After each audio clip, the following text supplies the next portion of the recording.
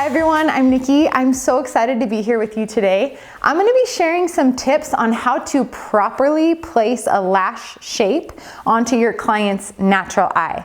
So what I mean by that is if you're using the natural shape or an open eye or a cat eye, I'm going to teach you tips and tricks on how to properly position it onto your client's natural eye to flatter their face and eye shape. So we're just going to jump right into it. With this first diagram, what I'm going to show you guys are lines that you use to properly place a shape in the right position. Okay, so what I mean by that is the first line you always want to look for when you're doing a consultation is the center line. So what I mean by that is everybody has a different pupil size, everybody has a different eye shape. Some people's pupil sits more into the eye, some people sits right in the middle. So what you want to do is figure out exactly where that center point sits. Just like this. Oops, sorry.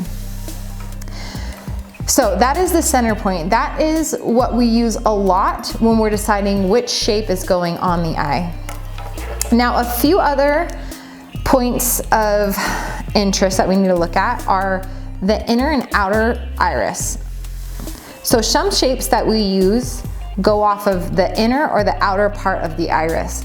Again, these are all guides to properly place a lash map that you've decided to use, so for example, a natural eye, dramatic eye, doll eye, or cat eye, in the right position on each individual client. So this is customizing that shape for your client individually. Another point we go off of is from the center line up to the outer corner, just like this.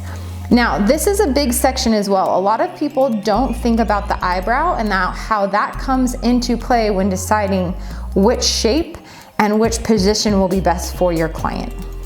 Now again, there's also an outer corner line, which you will use a lot when you're using lengths that go from short to long on the outer corners, okay? So these are our basic lines that we're using as a guide to shape our eyes. So we are going to start with the natural eye shape.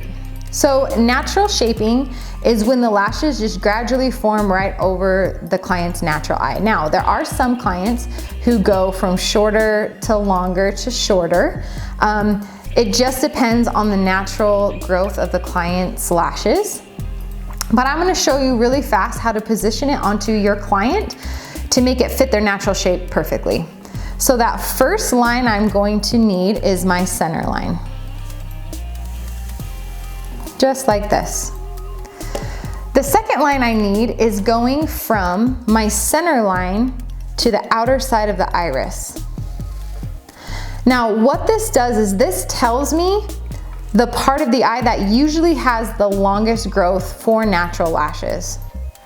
So I just go off of these shapes, center line and outer iris up to the brow bone, this section is going to be my longest section. So what I mean by that is if I'm charting a natural eye, I will place an 11 millimeter here.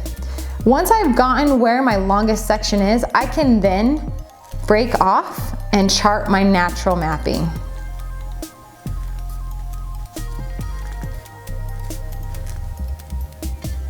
And it will look something like that. With a natural eye shape, the longest part is usually from the center to the outer iris of the eye.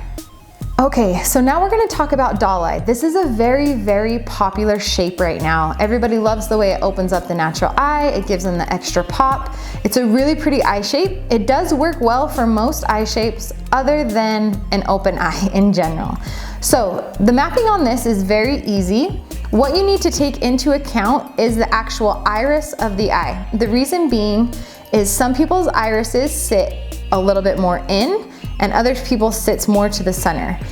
If you just have your client close your eye and then you map the center with the longest section, what happens is when they open their eye, if their pupil sits a little bit more inward, it actually will transition that and make it look more of a dramatic eye rather than open eye right over the pupil.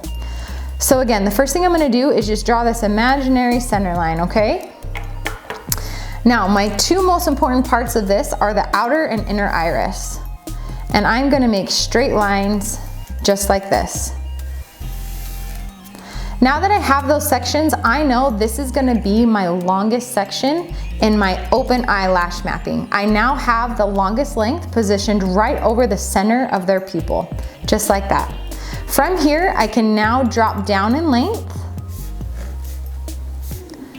to make it a very drastic open eye.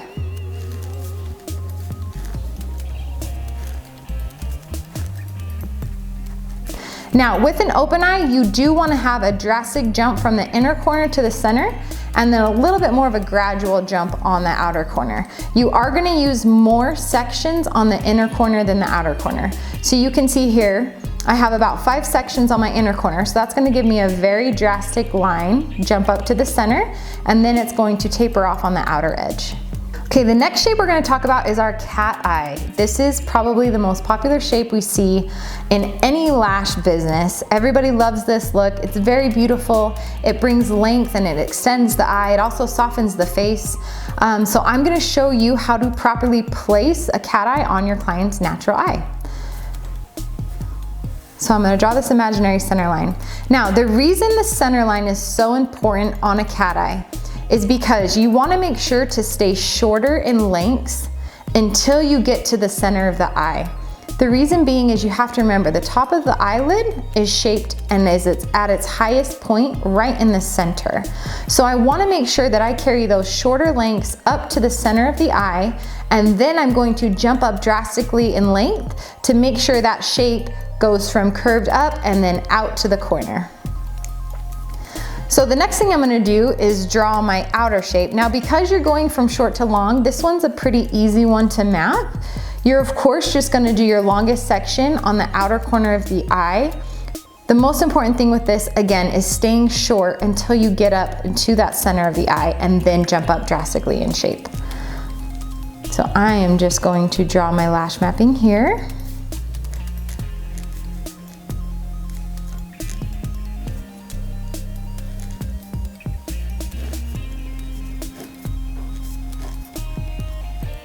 Just like this.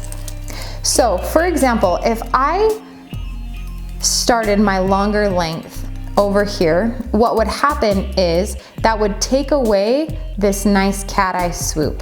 What would happen is if I place an 11 or 12 here, when that client opens their eyes, if I went 11, 12, 13, 14, when they open their eye, it actually would create a straight line rather than the soft curve into the wispy cat eye. So just make sure you carry those shorter lengths up to the center and then jump up drastically on the end. The next shape we're going to talk about is the kitten shape. Now, this has become a very popular eye shape in the last little while. The reason being it's very similar to the cat eye shape, but you are dropping down on the very outer edge. Now, this shape is great for anyone that has a downturn eye. You're creating that shape and giving it the cat eye look, but on the very edge, you're dropping down in length. So what that does is instead of creating a pull out and down to drop down an eye that is already a droopy eye, it will create length and it will pull up this way and keep the direction going in this angle. So first thing I'm gonna do, draw that center line. The second thing I'm going to do is from my center line, I wanna hit the outer corner of the eye, just like that. Now, I'm not going all the way to the end here because I am dropping down, but I want to be able to get my longest lengths right under this brow arch, so the outer part of the iris and the outer corner. This is gonna be my longest section. I am then gonna drop down drastically on the corners.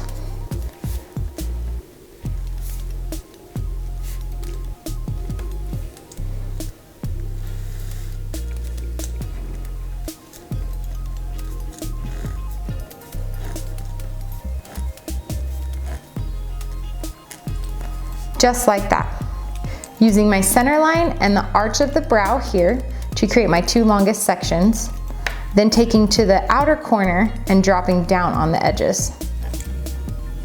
Now we're going to talk about our dramatic eye.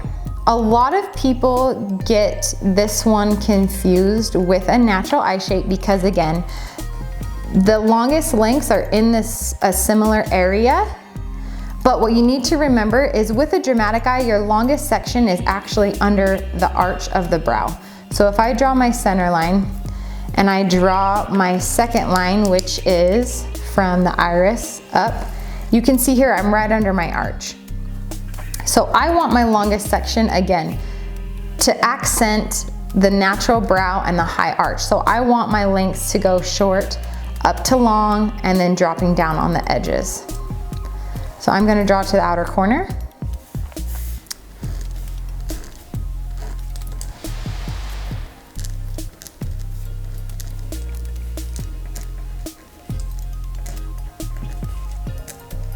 Just like this. And what that does is it creates a nice curve over the natural eye, but gives the longest length right here under the arch of the brow. Thank you guys so much for watching. I hope that you learned something from this video. If you have any additional questions, I will be live today at 3 p.m.